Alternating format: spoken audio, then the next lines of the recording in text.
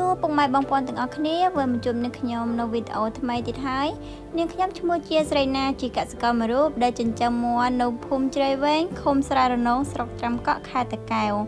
ហើយថ្ងៃនេះដែរនាងខ្ញុំចង់មកចែករំលែកពុកម៉ែបងប្អូនទាំងអស់គ្នាពីការចិញ្ចឹមប្រភេទទាកាប៉ាឃីងពុកម៉ែបងប្អូនទាំងអស់គ្នាចាហើយសម្រាប់ទាកាប៉ានេះដែរគឺវាស្រួលចិញ្ចឹមមែនទែនពុកម៉ែបងប្អូនទាំងអស់គ្នាដោយសារវាធន់នឹងជំងឺវានិយាយទៅវាអត់ងាយនឹងកើតជំងឺទេ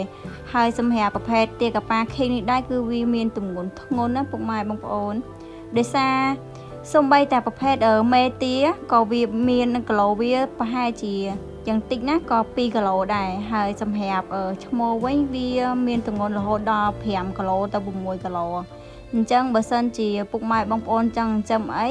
គឺវាចំណេញមែនតែនហើយនេះវាតំញាស់ពុកម៉ែបងប្អូនទាំងអស់គ្នាដូចថាពេលដែលវាញាស់ភ្លាមគឺយើងយកវាមកដាក់នៅក្រៅហើយយើងឲ្យចំណីបែបនេះ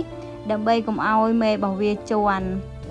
ហើយពុកម៉ែបងប្អូនទាំងអស់គ្នាអាចមើលបាននេះប្រភេទជាធុងដែលខាងនឹងខ្ញុំគាត់ចិញ្ចឹមគឺយើងមានដាក់ពាត់ជាទ្រុងបែបនេះពុកម៉ែបងប្អូនហើយសម្រាប់ទាកាប៉ានេះដែរគឺយើងអត់មានទិញពងមកពីខាងគេគឺខាងគាត់ភ្ញាស់ផ្ទាល់តែម្ដងពុកម៉ែបងប្អូនអាចមើលបាននេះធុងដែលយើងពាត់សម្រាប់ធុងមេរបស់យើងនិយាយទៅដោយសារវាពូជខ្លួនឯងធំបើសិនជាពុកម៉ែបងប្អូនស្រឡាញ់សម្រាប់ការចិញ្ចឹមទាហ្នឹងគឺត្រូវមែនតែនខ្ញុំឃើញពុកម៉ែបងប្អូនមួយចំនួនគាត់ចាញ់បោកគេតាមផេកឬក៏ទិញតាមម៉ូតូឯមួយចំនួនពុកម៉ែគឺវាអត់ធំឯគឺថាបើសិនជាឈ្មោះអីត្រឹម2គីឡូអីហើយយើងចិញ្ចឹមអស់ចំណីច្រើនតែទានេះគឺធានាចាហើយនេះប្រភេទក្រាបពងដូចបានឃើញអញ្ចឹងគឺយើងដាក់ឲ្យវាក្រាបតបតអញ្ចឹងតែម្ដងហើយដូចមានលេខហ្នឹងគឺយើងគាត់សម្គាល់ថាវាបានប្រហែលថ្ងៃប្រហែលអីអញ្ចឹងណាហើយយើងមានដាក់ចំណីឲ្យវាផងដែរហើយនេះនិយាយទៅវាច្រើនមែនតើពុកម៉ែបងប្អូនបើសិនជាយកធ្វើពូជអីក៏ត្រូវដែរដោយសារអីវាពងច្រើនហើយវាញាស់ល្អទៀតហើយសម្រាប់ទានេះដែរវាអត្រានៃការពងរបស់វាគឺខ្ពស់មែនទែនគឺវាឡើង70% 80% សម្រាប់ការពងរបស់វាហើយយើងចិញ្ចឹមអីយើងមិនបាច់ថាទីតាំងវាស្អាតពេកទេយើងអាចគ្រាន់ថាដាក់វាឲ្យទលាយ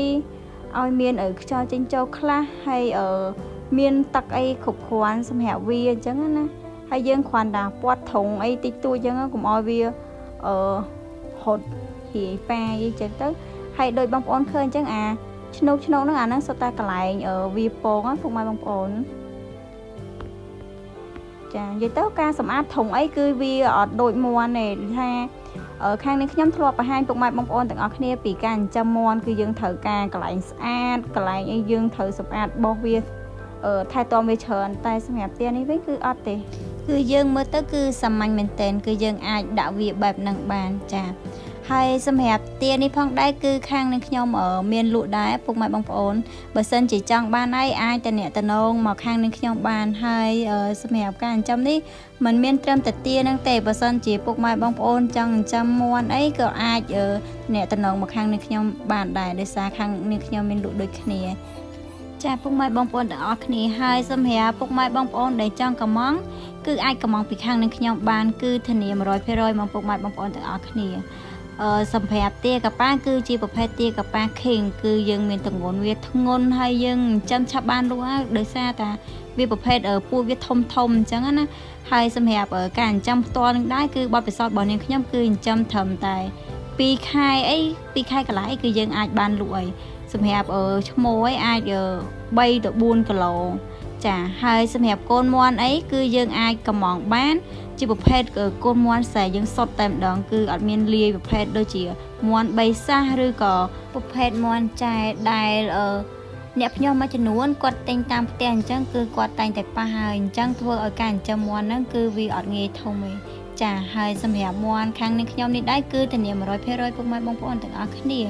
ដោយសារយើងមានមេបាជាប្រភេទស្គួយហើយនិងមេសុទ្ធតែម្ដងអញ្ចឹងពុកម៉ែបងប្អូនអាចធានាទុកចិត្តបានចា